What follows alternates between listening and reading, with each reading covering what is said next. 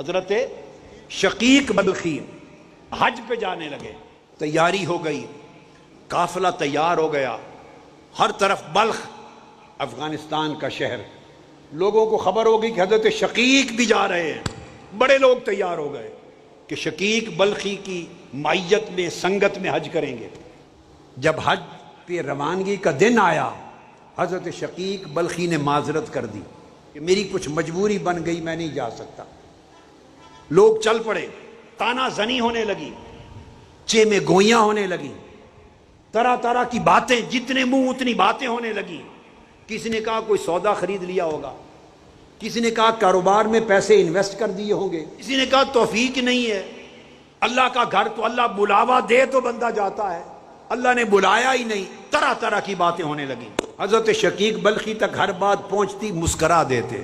حجاج مکہ پہنچ گئے، حج ہو گیا۔ انہی میں سے ایک ولی اللہ جو اس قافلے میں گیا تھا، وہ رات کو خواب دیکھتا ہے، خواب میں ملائکہ بیٹھے ہیں، ان کی مجلس ہے، اور ملائکہ سے کوئی پوچھتا ہے، گفتگو ہوتی ہے کہ اس سال کتنوں کا حج قبول ہوا اور کتنوں کا نہیں۔ ملائکہ جواب دیتے ہیں کہ اس سال اللہ رب العزت نے سب کا حج قبول کر لیا، کسی کا حج رد نہیں ہوا، سب کے حج قبول ہو گئے۔ سائل پوچھتا ہے ملائکہ سے، یہ کیسے ہوا، سب کے حج قبول ہو گئے؟ انہوں نے کہا شقیق بلخی کے حج کے صدقے۔ وہ اٹھا، اس نے سمجھا کہ کہیں چپکے سے آ نہ گئے ہوں، پھر خبر لی تو پتا چلا نہیں، وہ تو نہیں آئے۔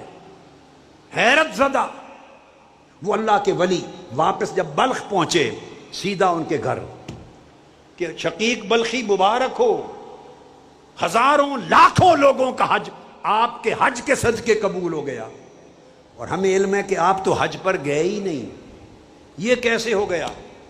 اب راز بتا دو، کیا ماجرا بنا کہ آپ نہیں گئے؟ انہوں نے کہا میں تیار تھا جس صبح حج پہ جانے کے لیے، تو میں نے ایک خاتون کو دیکھا، ایک جانور مر گیا تھا، اس کو دیکھا کہ چھری لے کے اس کا گوشت کاٹ کے گھر لے گئی، مردار کا گوشت، حرام گوشت۔ میں چھپ کے اس کے پیچھے ہو لیا، وہ گھر گئی تو اس کو پکانے لگی ہنڈیا میں اپنے بچوں کو کھلانے کے لیے۔ میں نے دروازہ کھول لیا، میں نے پوچھا خاتون یہ کیا کر رہی ہو؟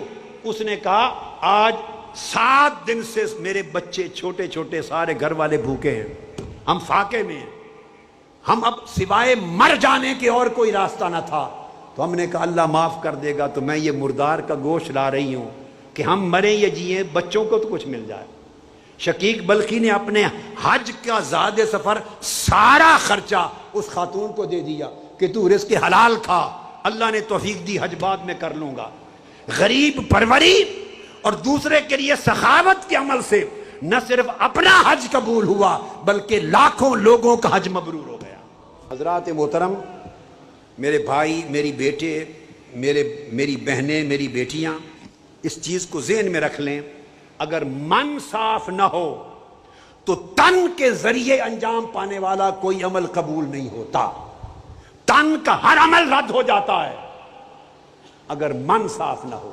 اگر من میں سخاوت اور طہارت آ جائے، من سخی ہو جائے، اللہ کی مخلوق کے ساتھ رحمت اور شفقت آ جائے، تو تن بہت زیادہ مشقت کرے یا نہ کرے، وہ سمندروں سے بڑھ کے اجر پاتا ہے۔